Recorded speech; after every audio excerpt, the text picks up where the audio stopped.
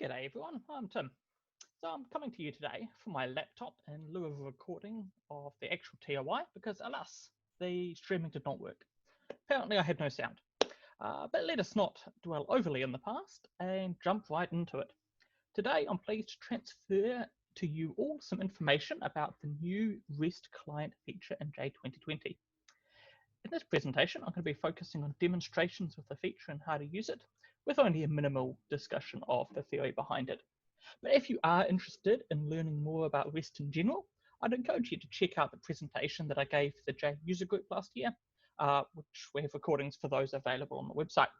Now, without further ado, let's jump into it.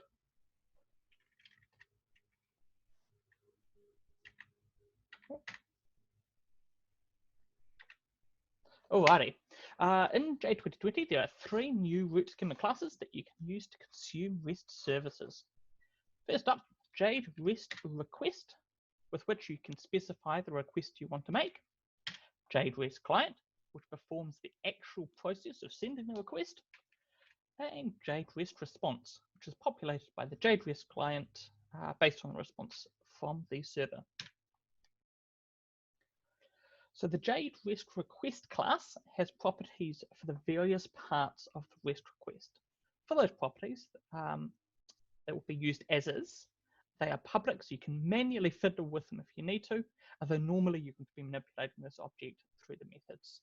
For example, the body property represents the HTTP body of the REST request, which might be used for, say, a serialized object during a post request. Now you can use the add object param method to set the body, and this method is just going to take a normal JADE object, it's going to serialize it for you and chuck it in the body. And this class also has a create method with parameters, in which you can set the resource location part of the URI. We'll see how that looks though in the demo. And if the REST server requires some auth, you can use the add bearer token method to add a token to the authorization bearer header. So once you've created the request, you can pass it to the JADE REST client class. JADE REST client does the hard work of actually sending the request off to the server and populating a JADE REST response with the response. We don't have to do all that much with it. We just need to set the endpoint, which is that first part of the URI in the create method. And then to use it, you just call the appropriate method. So there are methods for the most common verbs, get, post, delete, and put. But there's also an execute method where you just pass in the verb that you want to use as a parameter. So you can use the REST client with any verbs that the server supports. And all of these methods take the JADE REST request object that you prepared earlier and the hopefully empty JADE REST response object, which is what we're going to populate with the results. Now, once you've sent the request, you can use the JADE REST response object to query the results of the request. It has properties for the various parts of the response. For example, the status code, the format of the data, and the actual data that the server has returned. Now, for delete, post, or put requests, you probably won't have too much to do with it other than verifying the request was successful, or doing the problem solving if it wasn't. But for get requests, you'll likely want to use the deserialize method to turn the response data back from a serialized object to, well, the actual object that you were trying to get. Now let's see how that all fits together. So we'll start with the user code. I'll just move my little thing so you can see this a bit better. All right, there we go, I'm in the corner there now. So start with user code. You're trying to consume a REST API from JADE. First step is we're going to create a JADE REST request object, and we're going to call the various methods that we need to customize our request. Now, once we've done that, we're going to pass that JADE REST request object along with an empty JADE REST response object, so just freshly instantiated, to the JADE REST client objects method that matches the verb that we're trying to do. So, for example, if we wanted to get something from the REST service, we'd use the get method. We can, again, also use execute if we're wanting to use one of the kind of least common verbs. Next up, the JADE REST service will grab your results, probably got it in a database or something like that, whatever backend that they've got over there. We'll grab the results and they'll pass it back. What our JADE REST client is going to do with that is it's going to populate the JADE REST response object with all of those results from the response, which are now ready for you to access from your user code again.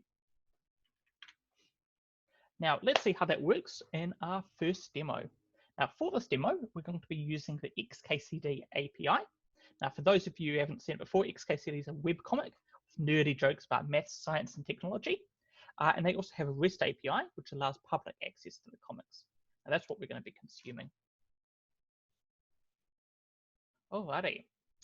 I'll just move myself down at the corner again. There we go. Now, first of all, let's have a bit of a look at what it's going to do. So I'm just going to run the application. And so you can see I've got a JADE form here, which is kind of like what you get if you actually went to Xkcd on the web. So I've got the Xkcd comic here. I can type in a comic number and go to it, or I can press the next button, just get the next comic. And it will make REST requests to the Xkcd REST API and populate my comic. Now let's have a bit of a look at how we've done that in the code. So the first thing to note is that what we're getting back when we are querying this REST API is going to be a comic, and so we need to have a class definition of what these objects are going to look like. For instance, the image and the alt text and all of that sort of stuff. And now I'll open up my Xkcd form, which is the form that we were looking at. And when I do, I'll just make this a bit bigger. There we go, just adjust that. There we go. When I do, for instance, the get comic description method, which is going to be the one that does the hard work of fetching the comic from Xkcd, I'm creating this JADE REST client. Note that these are always transient. So I've actually not put in the transient there, but every JADE REST client request and response will always be a transient object. And you'll note that I'm deleting them at the end there. So I've created that, and I've passed in the endpoint, which is the first part of the URI. I've made a JADE REST request object where I've put in the particular resource I'm trying to get. I'm trying to get a comic, and Xkcd API wants it to have /info.0.json. That's just how they've set up their server. And this kind of squiggly bracket, comic squiggly bracket, this is the same format that's used by the .NET REST Sharp client to try and be consistent with other common technologies. What we can do is we can put one of these in and then fill it in using the add URL segment. Just makes it a little bit more readable than directly putting the comic ID in with a string. So that's all we're doing to make the request. We're creating an empty JADE REST response. We're just creating the object. We're not doing anything with it. That's going to be populated for us. And then we're going to be doing the get method on the client. You pass in the request and response, and then you can deserialize the response to get the comic out. So pretty simple. But again, we do have to have a comic definition. So that's one thing that we can potentially move on. We'll be looking at how we're going to make that process a bit easier. And the other thing that we had to do was we had to know, so I'll just go back to that. We had to know that it's in this weird format, comic/info.0.json. There was kind of two tricky points that we had to do during development that we can actually automate away using the next feature that we're going to be looking at. Righty-ho. Okay, back to the presentation. So I said we wanted to make a few things a little bit easier. First up, we didn't want to deal with looking up the API reference to figure out the endpoint and that info.0.json and that sort of stuff, what the resource looks like. And we'd also, if we could, love to skip making that proxy class. Now we can do both of these if the API has an open API specification. So what's an open API specification? It's just a description of the API in a format that can be both read by us humans, but more importantly, it can also be parsed by a computer. So parsing by computer, you say. Let's look at how we can make that happen in Jade. Now, as well as the REST client classes, Jade 2020 also includes an open API import wizard. So what you can do is you can open the wizard for your schema and you can load in an open API specification, either by loading it from the API directly, you can load a file from the disk, or you can simply paste it in the clipboard. Now the wizard is then going to load and pass the specification. It's going to generate a couple of things from there. It's going to generate an API description, which is all of the resources that you can access. And it's also going to generate a data model description. So it's going to generate, for instance, the comic class. So it's going to automatically generate that for you based on the specification. You'll have the option to kind of go through all of the things that it's about to generate, change any names that you want to, do whatever you have to do. And then when you confirm it, it's going to load that into your schema. And that's going to generate the proxy classes that you can use for the data model, things like comic. And it's going to generate classes and methods for all of the resources that are on the API. So once the wizard has generated the classes, you're going to end up with two sorts. Firstly, the resource proxy classes, which represent a resource of the API, and they have methods for each of the HTTP verb that the server supports for that resource. And secondly, you're going to get those data model proxy classes, and that's going to represent the data model on the server. And the reason we need them is simply for deserializing, serializing objects from between JSON and JADE objects. Now, with these two kinds of proxy classes, you can then use the API just by calling methods on the resource classes. So, for instance, if it's a put or a post that requires an object, you can create and pass the object parameter using the appropriate data model proxy class. And if it's a get, then you'd receive a data model proxy class back from the server, automatically being deserialized for you. Now, behind the scenes, these proxy classes, they're just using exactly the same JADE REST client, JADE REST request, and JADE REST response classes that are included in the Jade 2020 public root schema.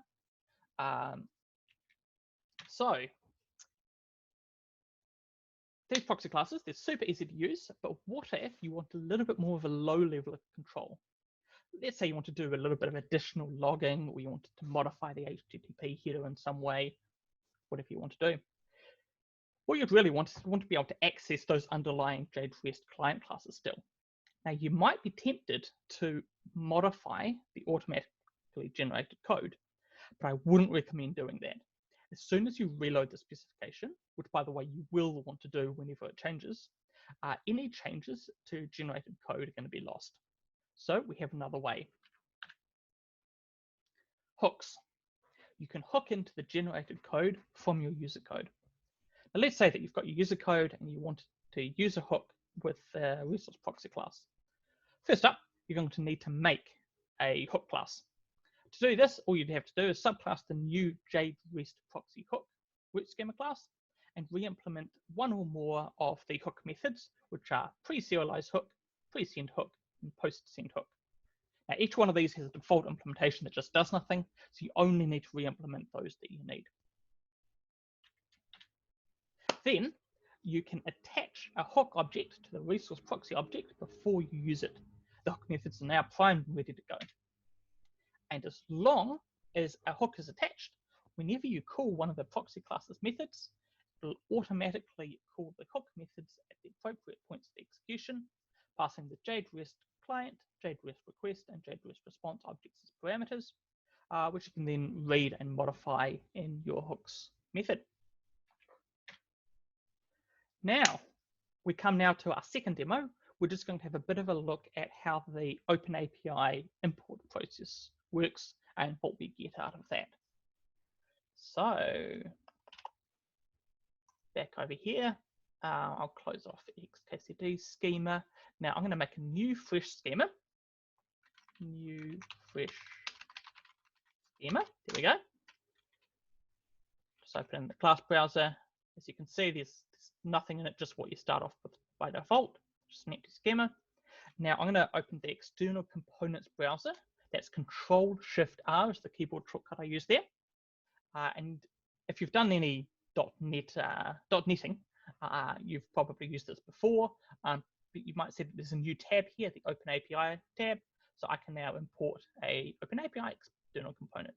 Just right click on this, import, and I select where I want to get my specification from. Now I could paste it into here, or I could hit this browse, and if I've got a file on my disk, I could load it from there.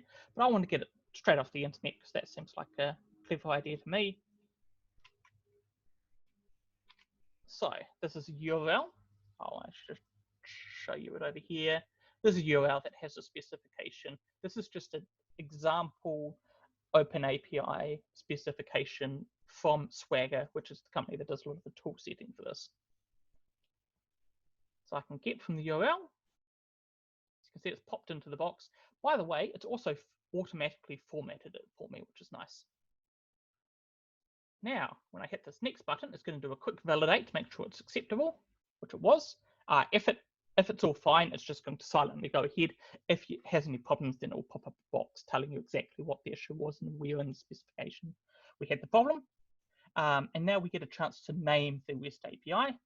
I'm just going to keep all of the defaults for this, but any of these you can change to whatever you want. So the rule of thumb is pretty much everything is customizable, but also everything can be its default values. So theoretically, I can just hit next, and everything's going to be okay. I can just confirm that things are what I want. So for instance, if I go next, you'll see the data model proxies and resource proxies that it's going to generate for me. This is just based on the specification. What it's done is just taken the names in the specification and it's tried to turn them into JADE names.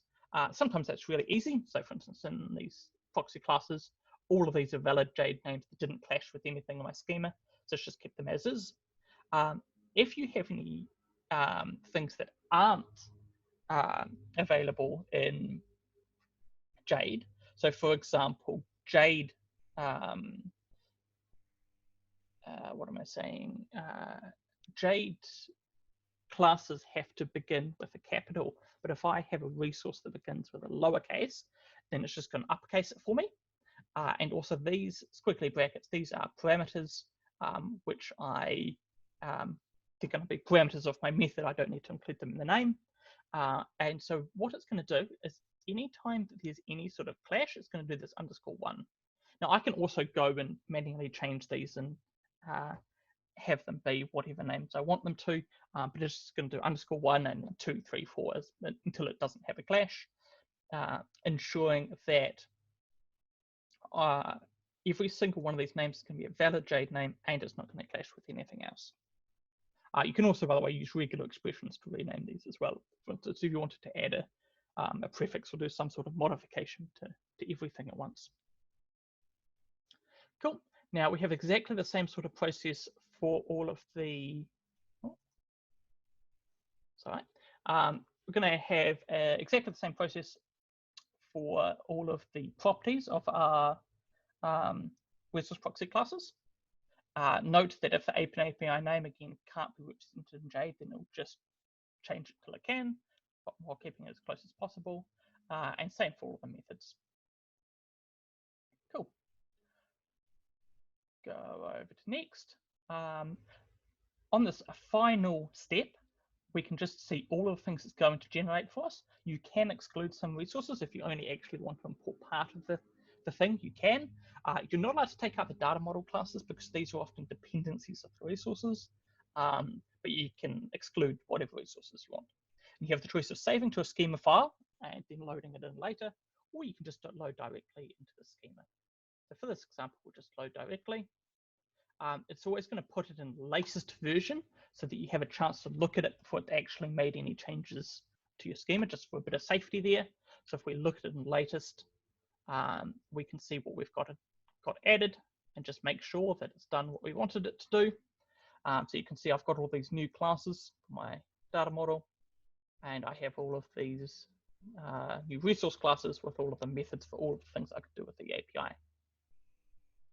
So that we can start actually properly using it, I'll just perform a reorg.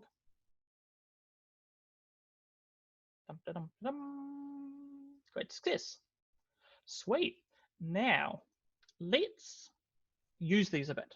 So if I go JScript,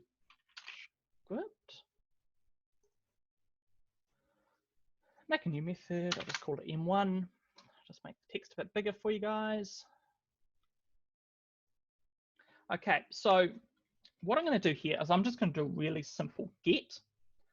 So if I go, my API is text1, because that's the one that I happen to know is the get API. It's got the get method on it. Now I'm just going to go create API transient API dot get pets, and I'm just going to get the first pet, see if we've got one. If we don't have one, then I'm just going to do a post and put one there so we can get it. But I think there should be one at one. This is, by the way, a completely public API. It's third party. It's not under my control. It's just sitting there on the internet. Just showing here how we can use this client to connect to something, you know, completely off on the internet. I'm just going to leave this as a transient leak because we're only in a JADE script, and it'll clean up itself because it's JADE script. Right. Let's see what we get. Okay, so we have a pet named Doggy. It's ID 1. It's category animal, and it's got some photos of it. Oh, good. So, yep, we've got a pet. As you can see, especially compared to that Xkcd code to do the get, this is pretty simple. So we do still, with the hooks and with all of the various customization you can do, you can actually, while using this, still have all of that low-level detail. But for those easy cases where you're doing something quite simple, we can do in just a couple of lines of code. So that's kind of what you can do with your with the OpenAPI import. Right. So that's probably enough for that demo. We will have one more demo coming as well. And let's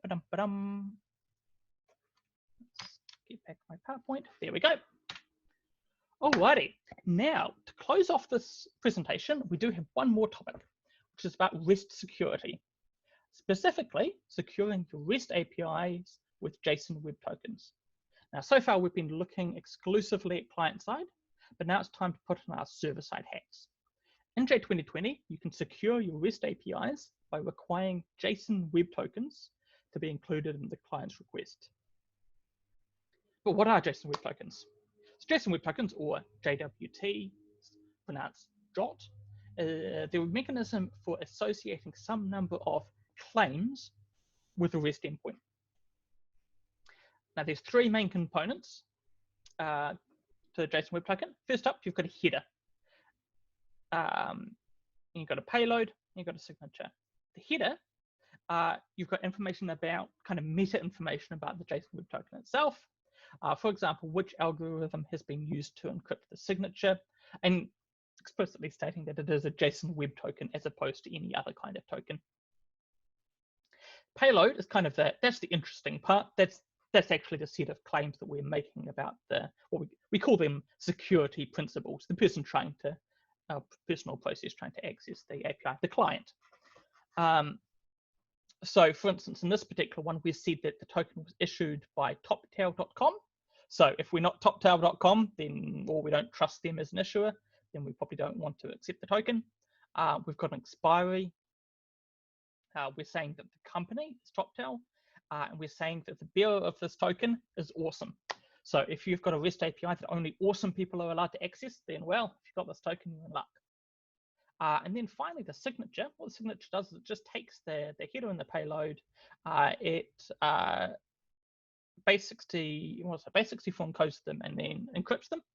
And what that means is that it can prove that the JSON Web Token has come from who it's claimed to have come from, and that it hasn't been tampered with. Now, nextly, how can we get one of these? There's two main strategies for getting tokens as a client. The first one is the server itself gives you one, and only it knows how to encrypt and decrypt the signature. Now, this is known as symmetrical key. The other alternative strategy is a trusted third party gives you the token, and only it knows how to encrypt the signature, but it has a public key that can be used to decrypt or verify the signature.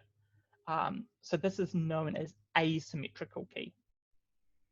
Now, as of JADE 2020, we can create these symmetrical tokens from code. Now, normally, it's often preferred to use a third-party auth provider, for instance, Auth0 with an asymmetrical key. It's kind of the more standard practice these days. But if you do want to do that, then we can also verify asymmetrical tokens if that's the road you want to go down. So we support both, essentially. And we've just got a little bit of demo code on how you can generate these tokens from JADE. We've got a new class JADE JSON Web Token. You just call methods on that to, where are we? JSON Web Token and JADE JWT claim. You create the token. You add any number of claims to it. So in this particular case, I've added an expiry to the token, and then I've created a claim. So I've said that the access level has to be admin, and then I've taken that token, I've added the claim to it. So the token's made up of many claims. When you're finally done creating this thing, in order to get it as a string, you just go, you use the encode, one of the encode methods. So for instance, there's encode HS512, which is one of the encryption algorithms. And then you pass it some secret, and only in order to be able to decrypt it again, you need to know that secret. So probably don't have it be a string literal in your code, have it be, coming from some secure place. And that's going to give you one of these JSON tokens. Now, let's look at it from the client side. Once we've gotten the token, either from the server or from that trusted third party, we're going to need to include it in our REST requests. Just move down a bit. With that. Now, the place for the JSON Web Token to go is in the HTTP header of the REST request, and it needs to be prefixed with authorization bearer. Now, when you're using the REST client, it's nice and easy. All you have to do is just call the add bearer token method of JADE REST request, pass in the token, and it's going to automatically all be sorted out for you. I should say, if you're, I don't know, there's probably one answer about that. Yeah, so you just do add bearer token and you just pass in the JSON Web Token. It's going to automatically be put in the header for you.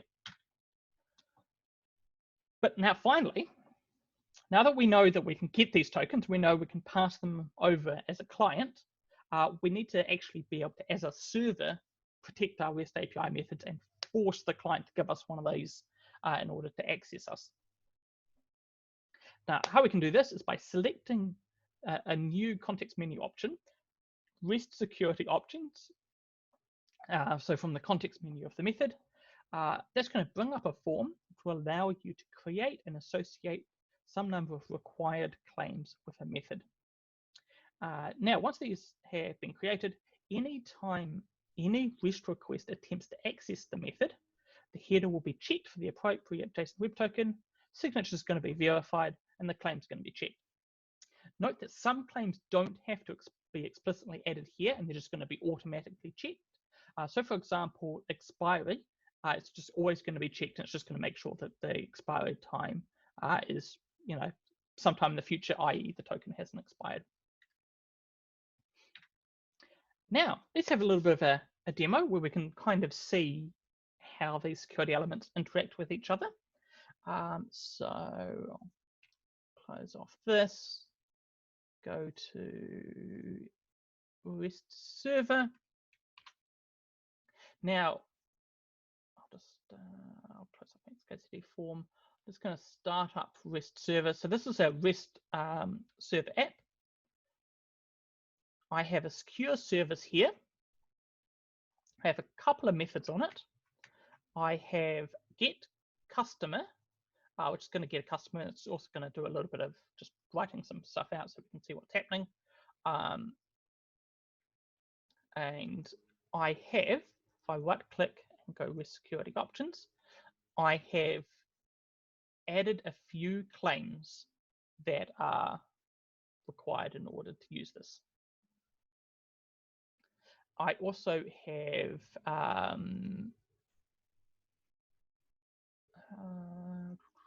insecure, which has no security associated with it at all.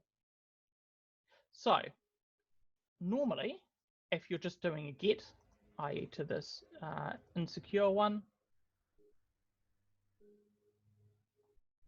okay, that hasn't actually given me really much response.data.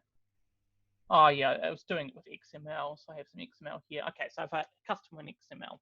That's good. And I have some headers that we can see. So that's kind of the normal case. So I haven't done any security yet.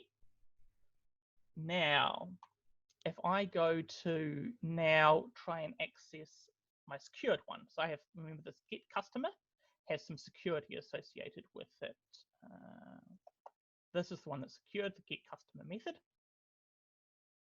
First thing I'll try and do is call it, and I won't pass in any token, and I'll see what I get. Okay, I get a message saying no BO token was provided in the authorization header. So that was a failed request, and well, I got back the forbidden status code. Now, what if I pass in a token? So what I'm going to be doing for this particular token is I'm going to be getting it from the get token method, which is actually, this is using the third-party auth provider. And so it's just going to go to the third-party auth provider and get the access token. And then it's going to put it in the add BO token with the add BO token method into the header. And then that should let us access it again. Run that one. Good. Okay, so just to kind of see what we've got here, under the kind of double dotted line is what I got back. That's that write response.data. And just so you can see from server-side's perspective, where are we? What I've done here is I've done a write self.get server variable or raw. That just tells me all of the HTTP headers that I got in from the request in the raw format. So I had the connection keep alive, the content type was application.json, this is all pretty standard. But the interesting part here is authorization bearer, and then I had this token be passed in here, and that's the token that was verified and checked and made sure that everything was A-okay with that. And just to bring this up again, there were three things I checked. I checked that the audience had to be this, the algorithm had to be this, and the that needed to be that. AZP needed to be that gibberish. Now, what if I got a token, but the token failed a claim? So what if I add a new claim of foobar equals the best? Now that's not going to be present in my token. Now let's try running this again. You'll see that I get a different error message back. I didn't get there was no authorization token in the header. I got a different one saying that there's a required claim of foobar and it must be the best, and that failed validation. So I'm still forbidden if I have a token, but it's the wrong token. It doesn't have all of the claims that are required. And by using these, we can now secure JADE REST APIs, which is pretty cool. Now, that closes off. I'd like to ask my imaginary audience, are there any questions? Oh wait, there aren't, because there's this is just being recorded. So yeah, thank you all for listening to my my little talk about the new feature. I hope you all enjoyed that and hope the sound quality is okay and I don't have to re-record this again. And until next time, catch you later.